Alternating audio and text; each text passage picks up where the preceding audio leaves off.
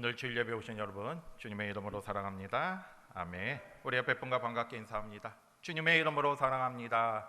주님의 이름으로 사랑합니다. 또 함께 축복하겠습니다. 주님의 이름으로 축복합니다. 주님의 이름으로 축복합니다. 낮에는 많이 덥죠. 하지만 아침 저녁으로는 제법 선선한 바람이 불어옵니다. 역시 이제 9월이 되니까 이제 계절의 변화를 느끼고 있는데요. 특별히 환절기에 우리 성도님들 건강관리 잘 하셔서 건강하게 지낼 수 있도록 계속해서 기도하도록 하겠습니다. 그 우리나라 속담에 이런 속담이 있어요. 잘 되면 내 탓, 잘못되면 누구 탓이에요? 조상 탓이라는 속담이 있습니다. 무슨 뜻일까요?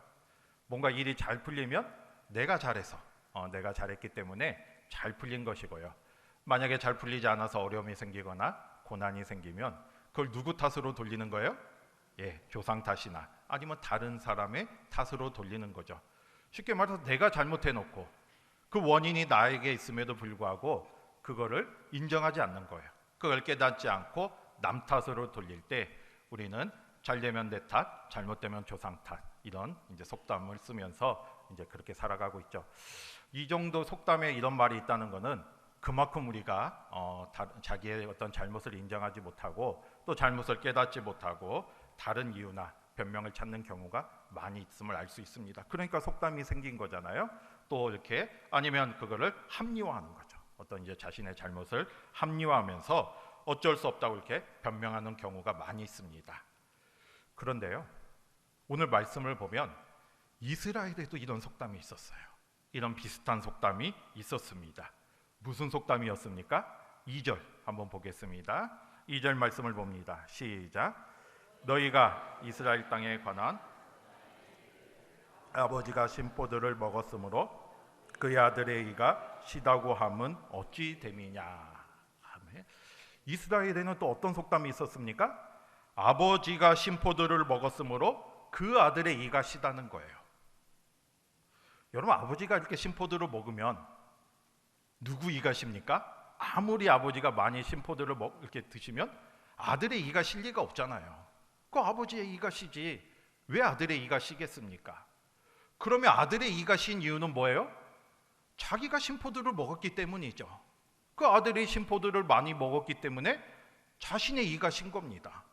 그런데 그 아들이 이렇게 얘기하는 거예요. 자신의 이가 막 신데 자기가 심포도를 먹었다는 이야기는 하지 않고 누가 심포도를 먹어서 내 이가 시다고 얘기해요? 아버지의 이가 심포도를 많이 먹었기 때문에 내 이가 시다 이렇게 이제 이야기를 하는 겁니다.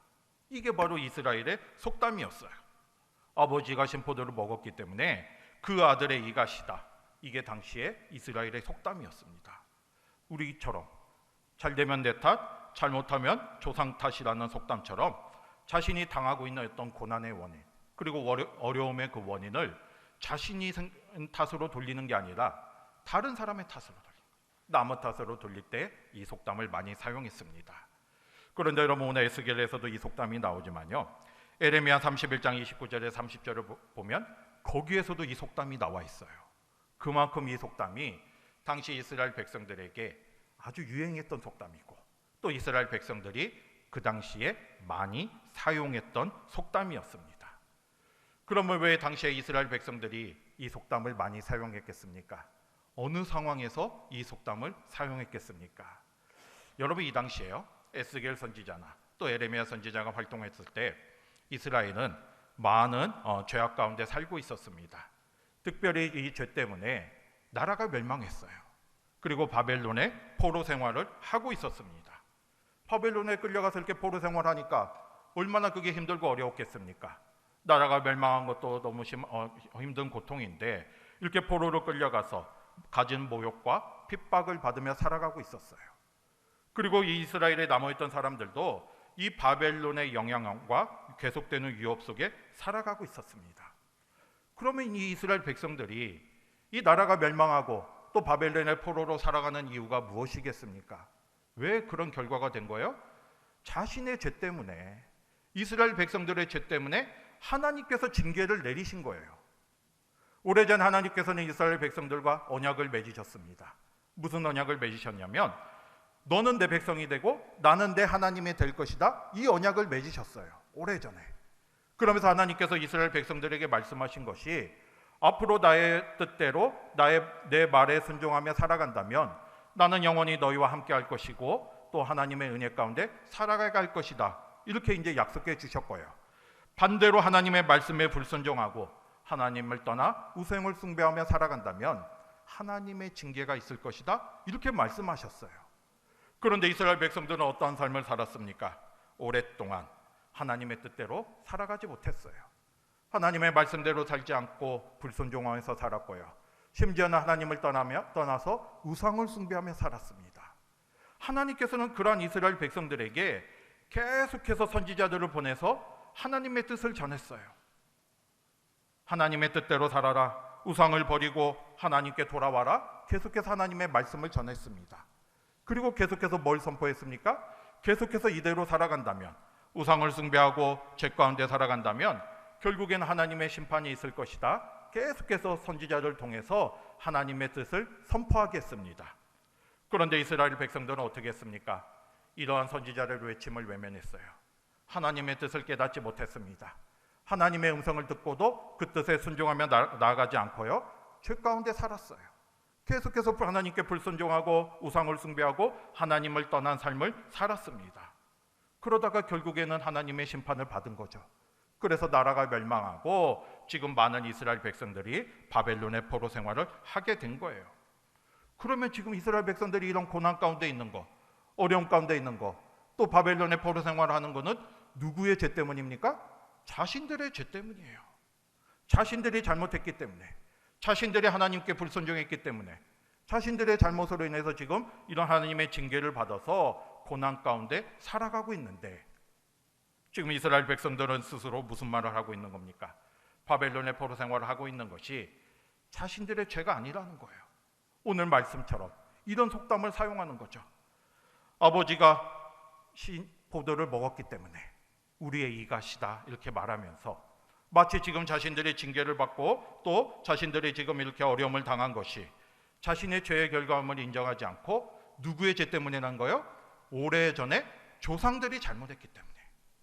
자신들은 아무 잘못이 없는데 오래전에 자신들의 조상이 잘못했기 때문에 우리가 지금 그 결과 징계를 받는 거라 이렇게 말하면서 조상들을 원망하는 거예요.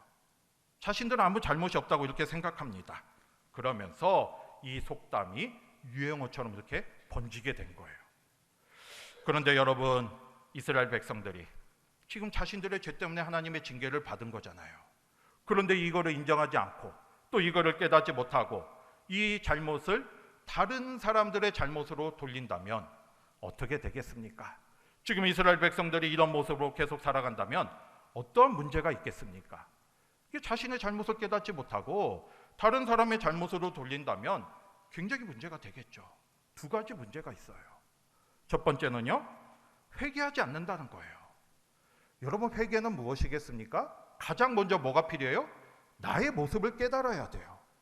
내가 잘못한 걸 깨달아야 내가 하나님 앞에 나오고 하나님 앞에 바른 모습으로 살아갈 수가 있습니다. 그런데 내 잘못을 깨닫지 못하면 회개할 마음이 생기지 않는 거예요. 회개할 수가 없다는 거예요.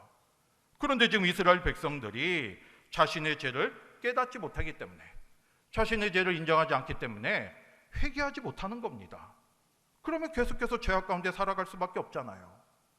여러분, 저도 예배 전에 늘 거울을 쳐다보고 옵니다. 왜 그렇겠습니까? 뭐 잘생긴 제 얼굴을 쳐다보는 게 아니라 제 얼굴에 뭐가 묻었는지, 아니면 넥타이는 삐뚤어지지 않았는지 제 모습을 보는 거예요. 그래서 거울을 통해서 제 모습을 보면서 잘못된 모습이 있다면 바로 잡는 거죠. 뭐 얼굴에 뭐가 묻었으면 닦아내기도 하고요. 넥타이가 비틀어졌으면 바르게 매눕니다. 이렇게 거울을 통해서 나의 모습을 비춰봐서 잘못된 모습이 있을 때 그걸 알아야 내가 고칠 수가 있습니다. 이스라엘 백성들도 마찬가지예요. 그 잘못을 깨닫고 인정했을 때 회개하며 주님 앞에 바른 모습으로 돌아올 수가 있는데 이스라엘 백성들 그걸 인정하지 않잖아요. 우리가 잘못한 게 아니라 우리 조상들이 잘못했기 때문에 내가 지금 이렇게 징계를 받는 것이다, 이렇게 생각하면서 남 탓으로 돌리고요, 조상 탓으로 돌리니까 회개할 필요성을 느끼지 않게 되는 거고요. 회개를 하지 않으니까 계속해서 잘못된 모습으로 살아가고 있는 겁니다. 여러분, 요즘 사회적 이슈가 학교 현장에서 교권 침해 문제가 많이 이슈화되고 있잖아요. 왜 그렇겠습니까? 학생들이 이렇게 잘못했을 때요, 선생님이 뭐라고 할 수가 없다는 거예요. 조금이라도 잘못을 지적하면 학생들이 내가 뭘 잘못했는데 이렇게 하면서 선생님께 대드는 겁니다. 그러면 선생님이 더 이상 말을 하지 못하고 분명히 잘못했는데 그거를 알려주지 못하니까 또 그 학생들이 자신의 잘못을 깨닫지 못하니까 계속해서 그 잘못된 모습으로 나아가고 마는 거죠. 너무나 안타까운 모습이잖아요. 자신의 잘못을 깨달을 때, 나의 모습을 깨달을 때, 내가 무엇이 잘못된가를 알을 때 그거를 바로 잡을 수가 있게 되는 겁니다. 그런데 이스라엘 백성들은 지금 하나님의 징계를 받아서 지금 분명히 잘못된 모습으로 살아가고 있는데 그 징계에 대한 하나님의 뜻을 깨닫지 못하고 자신의 잘못을 인정하지 못하기 때문에 회개하지 못하고 살아가고 있는 거예요.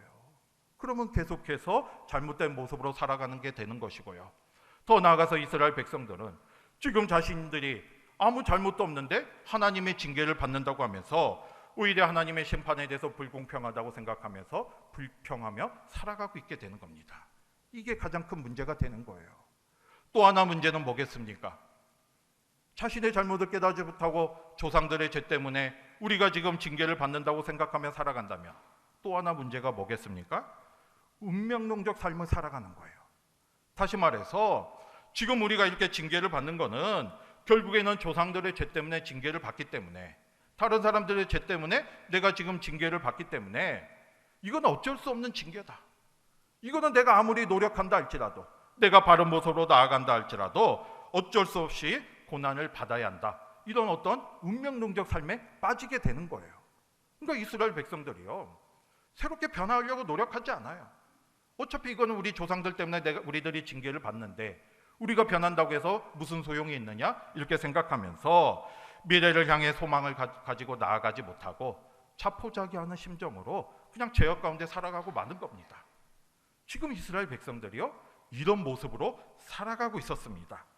하나님의 징계로 인해서 자신들의 죄 때문에 하나님이 징계를 내린 것인데 그거를 깨닫지 못하고 그냥 서로 아버지가 심포도를 먹어서 우리가 이가 시다, 이런 속담을 말하면서 이 징계를 받는 것은 우리의 잘못이 아니라 다른 사람이 잘못했기 때문에, 조상들이 잘못했기 때문에 우리가 그 책임을 지는 거다, 이렇게 말하면서 지금 살아가고 있습니다. 그러니까 더 이상 회개하지 못하고 계속해서 잘못된 모습으로 살아가게 되는 거죠. 그런데 하나님께서는 오늘 분명히 그것이 잘못되었음을 지적하고 있습니다. 그러면서 무슨 말씀을 하십니까? 3절 4절 같이 보겠습니다. 3절 4절 같이 볼게요. 시작. 주 여호와의 말씀이니라. 내가 나의 삶을 두고 맹세하노니 이 속담을 쓰지 못하게 되리라. 모든 영혼이 다 내게 속한지라. 아버지의 영혼이 내게 속한 같이 그의 아들의 영혼도 내게 속하였나니 범죄하는 그 영혼은 죽으리라. 아멘. 하나님께서 이스라엘 백성들에게 무슨 말씀을 주셨습니까? 이스라엘 안에서 다시는 이 속담을 사용하지 못하게 하겠다는 거예요. 왜 그렇겠습니까? 이 속담이 잘못됐다는 거죠. 이 속담을 사용하면서 이런 모습으로 살아가는 게 잘못되었다는 것을 분명하게 하나님께서 말씀하시면서 다시는 이스라엘 안에서 이런 속담을 사용하지 못하도록 하겠다 말씀하십니다. 그러면서 하나님께서 무슨 말씀을 하셨습니까? 4절에 본 것처럼 아버지의 영혼이나 아들의 영혼이나 다 내게 속한 것이다, 하나님께 속한 것이다, 이렇게 말하면서 그 죄를 범한 사람은 그 죄로 인해서 죽을 것이라는 거예요. 이 말은 결국 무슨 말입니까? 하나님께서는요, 어느 누구도 자신의 죄가 아닌 다른 사람의 죄로 인해서 징계를 내리지 않는 것이고요, 하나님이 징계를 내리신다는 것은 바로 그 자신의 죄 때문에 징계를 내린 것을 알게 해주시겠다는 거예요. 그렇기 때문에 지금 이스라엘 백성들이 지금 징계를 받는 것은 조상들이 잘못해서 징계를 받는 게 아니라 결국에는 자신들이 하나님을 떠난 삶을 살았고 우상을 숭배하고 하나님의 말씀에 불순종했기 때문에 징계를 받는 것이라는 것을 분명하게 하나님께서 알게 해주시겠다, 이렇게 지금 말씀하고 있습니다. 자신의 잘못에 대한 책임은 자신이 지는 거죠. 그러면서 하나님께서 무슨 말씀을 하셨습니까? 오늘 봉독하지는 않았지만 5절 이하에 보면요, 그 예를 하나님께서 쭉 들으셨어요. 무슨 말씀을 하셨습니까? 어떤 사람이 있는데요, 하나님의 말씀에 순종해서 정의와 공의를 행해요. 그러면 이 사람은 의로운 사람이기 때문에 어떤 삶을 살아가요? 하나님께 구원을 받아요. 그리고 영원한 생명을 얻게 됩니다. 그런데 그 사람의 아들이 있습니다. 10절에 보면 이제 그 사람의 아들이 있어요. 그런데 그 아들은 아버지와는 반대로 하나님께 불순종하고 불의한 일을 행합니다. 여러 가지 막 죄악된 모습을 살아가고 악한 모습으로 살아가요. 그러면 어떻게 되겠습니까? 13절에 보듯이 그는 가증한 일을 행하였은즉 반드시 죽을 것이다. 자신의 피가 자기에게로 돌아갈 것이다. 이렇게 말씀하는 거예요. 13절에. 그러니까 결국 아버지가 아무리 의로운 사람이라 할지라도 그 아들이 의롭지 못하고 죄를 지은다면 결국에는 아버지의 의로움이 이 아들에게 전해지는 게 아니라 결국에는 이 아들은 누구의 죄 때문에 죽는 거예요? 자신의 죄 때문에 죽을 것이다. 이렇게 말씀하시는 겁니다. 그 다음에 또 하나님께서 무슨 말씀을 하세요? 14절 이하에 보면요, 그 아들에 대해서 또 얘기하고 있어요. 즉 아버지는 죄에 대해서 죽었는데 그 아들은 아버지의 모습을 보고 두려워해서 바른 모습으로 살아가면, 하나님의 뜻을 행하고 또 죄를 짓잡고 의로운 삶을 살아간다면 어떻게 되겠습니까? 17절 말씀처럼 그 아들은 아버지의 죄악으로 죽지 않고 살다는 거예요. 이게 이 아버지가 또 잘못된 삶을 살아도 그 아들이 의로운 삶을 살면 그 아들은 하나님으로부터 구원을 받을 수 있다는 걸 분명하게 말씀하고 있죠. 여러분, 성경에서도 이런 경우를 많이 볼 수가 있잖아요. 남유다의 여러 왕들이 있습니다. 남유다의 여러 왕들 중에 가장 악한 왕이 누구였겠습니까? 가장 대표적인 폭군이고 우상숭배자가 바로 아하스 왕이었어요. 이 아하스 왕은 엄청난 죄를 저질렀어요. 하나님 앞에 가증스러운 일을 많이 행했습니다. 그러다가 결국엔 하나님의 심판을 받게 되죠. 그런데 이 아하스 왕의 아들이 누굽니까? 이 아하스 왕의 아들이요, 이 남유다에서 가장 선한 왕으로 불리는 히스기야 왕이에요. 아버지가 그렇게 가장 악한 왕이었음에도 불구하고 그 아들은 하나님의 뜻에 따라 선한 일을 행해서 선한 왕으로 불렸어요. 그래서 이 히스기야 왕은 하나님의 은혜 가운데 살았습니다. 그런데 또 이 히스기야 왕의 아들은 누구겠습니까? 므낫세예요. 므낫세는요, 이 남유다에서 둘째가라면 서로 할 정도로 악한 왕이었습니다. 하나님께 죄를 짓고 우상을 숭배하며 여러 가지 가증스러운 일을 많이 행했습니다. 그러다가 결국엔 하나님의 징계를 받게 된 거죠. 이렇게 아하스나 히스기야나 므낫세를 보면요, 그 아버지가 어떠한가에 따라서 아들이 그대로 따라가는 게 아니라 아하스는 가장 악한 왕이었음을 불구하고 히스기야는 가장 선한 왕이 되었던 것이고요, 히스기야는 가장 선한 왕이었음에도 불구하고 그 아들 므낫세는 또 악한 왕이 되었습니다. 이런 식으로 이렇게 각자의 죄의 모습 가운데 살아갔음을 알 수가 있는 것이고요. 또 사무엘도 마찬가지잖아요. 사무엘은 한평생 하나님의 사명을 받들어서 누구보다도 하나님을 경외하며 그 사명을 감당했습니다. 그런데 그 아들은 어떠했어요? 그 아들은 아버지의 모습을 닮지 못하고 결국에는 죄를 짓다가 하나님의 심판을 받게 되잖아요. 이런 식으로 사무엘이나 아하스나 히스기야나 므낫세를 보면 아무리 의인의 아들이라도 자신이 죄를 지면 결국에는 자신의 죄 때문에 징계를 받게 되는 것이고요, 반대로 아버지가 아무리 악하다고 해서 그 아들이 선한 모습으로 살아간다면 그 아버지의 죄악이 자신에게 이어지지 않는다는 거죠. 결국에는 자신의 모습대로 자신에 대한 죄에 대한 책임은 자신이 진다는 겁니다. 하나님께서 이 말씀을 하시면서 결국에는 이스라엘 백성들에게 아버지가 신포도를 먹었다고 해서 그 아들의 이가 시다는 이런 속담을 다시는 사용하지 말고, 더 이상 사용하지 말고, 자신이 신포도를 먹었기 때문에 자신의 이가 신 거예요. 자신이 잘못했기 때문에 하나님의 징계를 받는 것을 깨닫기를 원하셨습니다. 그래서 하나님께서는 무슨 말씀을 하셨습니까? 하나님께서 이 말씀을 하시는 이유가 뭐겠습니까? 결국에는 이스라엘 백성들이요, 지금 현재 자신의 모습을 깨닫기를 원하신 거죠. 더 이상 남 탓하지 말고, 더 이상 환경 탓하지 말고 자신의 모습을 깨닫고 회개하며 하나님께 돌아오기를 원하셨습니다. 그래서 무슨 말씀을 하셨습니까? 오늘 봉독하지는 않았지만 21절과 22절 말씀을 한번 보겠습니다. 21절 22절 같이 봅니다. 시작. 그러나 악인이 만일 그가 행한 율례를 지키고 정의와 공의를 행하면 반드시 살고 죽지 아니할 것이라. 그 범죄한 것이 하나도 기억함이 되지 아니니 그가 행한 공의로 살리라. 아멘. 바로 이 말씀이요, 하나님께서 원하시는 말씀이에요. 우리에게 원하시는 말씀이고 우리가 바로 이런 모습으로 살아가기를 원하십니다. 아무리 죄를 지은다 할지라도요, 아무리 악인이다 할지라도요, 그 죄를 깨닫고 돌이켜서 하나님의 말씀대로 살아가고 또 하나님이 주신 그 뜻대로 살아가고 정의와 공의를 행한다면 어떻다는 겁니까? 반드시 산다는 거예요. 죽지 않는다는 거예요. 그 조상들의 죄가 아무 필요가 없습니다. 지금 우리의 모습이 무엇인지를 보면서 하나님의 아무리 악인이라도 그 사람이 하나님의 말씀대로 바로 살면, 죄에서 떠나서 하나님의 뜻대로 살아간다면 죽지 않고 산다는 거예요. 그러면서 22절에 무슨 말씀을 주셨습니까? 그 범죄한 것이 하나도 기억함이 되지 않는다. 하나님의 용서함을 받는 거예요.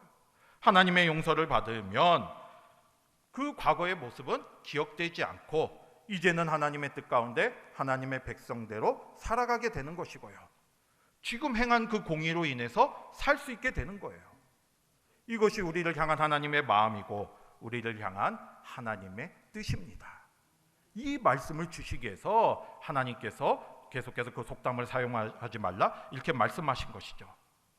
여러분, 우리는 지금 어떤 모습으로 살아가고 있습니까? 하나님 앞에 우리는 어떤 모습으로 나아가고 있습니까? 우리도 지금 하나님 앞에 여러 가지 죄악된 모습이 있는데 그걸 깨닫지 못하고 늘 그냥 다른 사람 탓을 하고 환경 탓을 하며 살아가고 있습니까? 우리는 가장 먼저 주님 앞에 바른 모습으로 나아가야죠. 여러분, 30절 말씀을 같이 한번 보겠습니다. 30절 말씀 봅니다. 시작. 주 여호와의 말씀이니라. 이스라엘 족속아, 내가 너희 각 사람의 행한 대로 심판할지라. 너희는 돌이켜 회개하고 모든 죄에서 떠날지어다. 그리한즉 그것이 너희에게 죄악의 걸림돌이 되지 아니하리라. 그러면서 하나님께서 이 말씀을 주시는 거예요. 모든 사람이 각 사람의 행한 대로 심판을 받는 거죠. 하나님께서는 각 사람의 행한 대로 심판하시는 분이십니다. 그러니까 우리가 다른 사람을 탓할 수가 없어요. 환경을 탓할 수가 없습니다. 가장 먼저 누구를 돌아봐야 돼요? 자신을 돌아봐야 돼요. 하나님은 각 사람들이 행한 대로 심판하시는 분이신데, 그러면 나는 하나님 앞에 어떤 모습으로 나아가고 있는지, 나는 하나님 앞에 어떤 모습으로 신앙생활을 하고 있는지를 돌아봐야죠. 그럴 때 우리가 하나님 앞에 잘못된 모습이 있다면 깨우칠 수가 있는 것이고요, 회개하며 나아갈 수가 있습니다. 오늘 말씀처럼 회개하고 모든 데에서 떠날지어다. 우리가 하나님 앞에 우리의 모습을 돌아보며 잘못된 모습을 깨닫고 회개하며 돌아올 때 하나님께서는 우리의 죄를 용서하여 주십니다.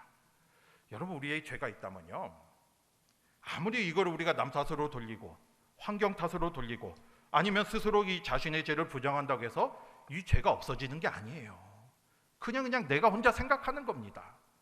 내 죄가 없어지는 거는요, 내가 그걸 하나님 앞에 내어놓고 고백하고 회개하고 하나님의 용서함을 받을 때 그 죄가 사라지게 되는 거예요. 내가 아무리 그냥 이 죄는 내가 한 게 아니야, 이 죄는 어쩔 수 없이 지은 거야, 이 죄는 조상 탓이야, 내가 아무리 혼자 생각한다고 해도요, 그 죄는 그대로 남아있게 되는 거예요. 그러면 어떻게 되겠습니까? 그 죄가 그냥 그대로 남아있다면 우리는 결국에는 이 죄로 인해서 징계를 받고 심판을 받을 수밖에 없잖아요. 이 죄를 없애는 이거는 오늘 말씀처럼 하나님 앞에 돌이켜 회개하고 나아가야 돼요. 저와 여러분이 이런 삶이 되시기를 바랍니다. 이 말씀을 명심하시기 바랍니다. 모든 건 주님 앞에 개인적인 문제예요. 내가 주님 앞에 개인적으로 혼자 서게 돼 있습니다. 여러분, 각자 집안이 몇 대째 내려오는 신앙의 가문이라 할지라도, 우리 아버지가 직분자라 할지라도, 내가 직분자라 할지라도 내 자녀가 믿음으로 잘 사는 게 아니에요. 당연한 게 아닙니다. 그 자녀는 자녀의 믿음으로 구원받는 거예요. 물론 믿음의 가정에서 또 좋은 영향을 받아서 좋은 믿음이 영향을 줄 수는 있죠. 확률적으로 높죠. 믿음의 가정에서 믿음의 자녀가 나타난 거 확률적으로 높지만 반드시 그렇지는 않다는 거예요. 결국에는 구원은 개인적인 문제고요. 자신의 믿음으로 하나님 앞에 서게 돼 있습니다. 우리는 늘 이 사실을 깨닫고요. 우리가 모두 하나님 앞에 설 때 내가 하나님 앞에 어떤 모습으로 살아가는지 스스로 돌아보시기를 바랍니다. 남의 탓을 하지 마시고요. 스스로 자신의 모습을 돌아보면서 각기 그 행한 대로 심판하시는 하나님, 그 행한 대로 갚으시는 하나님 앞에서 내가 어떤 모습으로 나아갈지 돌아보며 나아가는 저와 여러분이 되시기를 바랍니다. 그러면 우리가 어떤 모습으로 살아가야겠습니까? 마지막으로 31절과 32절 봅니다. 하나님이 원하시는 모습이 무엇인지를 깨닫기를 바랍니다. 31절 32절 볼게요. 시작. 너희는 너희가 범한 모든 죄악을 버리고 마음과 영을 새롭게 할지어다. 이스라엘 족속아, 너희가 어찌하여 죽고자 하느냐? 주 여호와의 말씀이니라. 죽을 자가 죽는 것도 내가 기뻐하지 아니하노니 너희는 스스로 돌이키고 살지니라. 아멘. 하나님께서 마지막으로 우리에게 무슨 말씀을 주십니까? 여러분, 오늘 이 31절과 32절이 오늘 이 시간 하나님에게 주시는 하나님의 말씀으로 받으시기를 바랍니다. 하나님께서는 분명히 말씀하십니다. 이제는 너희가 모든 죄악을 버리고 마음과 영을 새롭게 할지니라. 더 이상 다른 사람의 탓을 하지 마시고요. 더 이상 그 원인을 다른 곳에서 찾지 마시고요. 스스로를 돌아보라는 거예요.